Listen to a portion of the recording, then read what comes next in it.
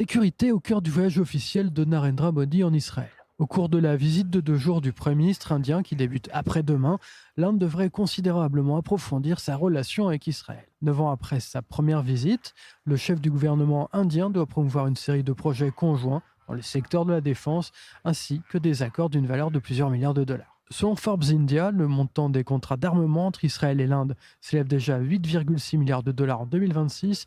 Jérusalem est l'un des principaux fournisseurs d'armement de New Delhi, derrière Moscou et Paris. Ces contrats comprennent des bombes à guidage de précision fabriquées par Rafael, des missiles solaires Rampage, des missiles balistiques lancés depuis les airs et le système de missiles Icebreaker. La coopération en matière de sécurité comprend également des systèmes laser avancés et les drones.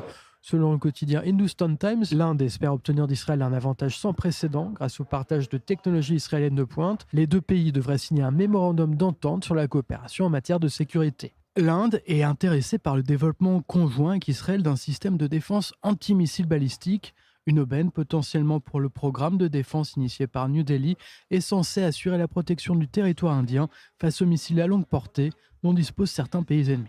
L'Inde s'intéresse par conséquent au système Arrow, Fronde de David et Dôme de Fer. La relation entre Narendra Modi et Benjamin Netanyahou est étroite.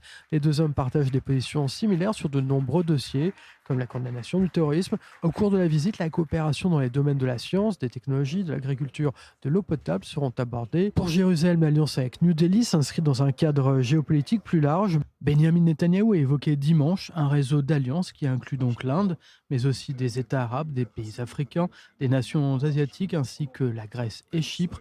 L'objectif est de contrer les blocs chiites et sunnites radicaux.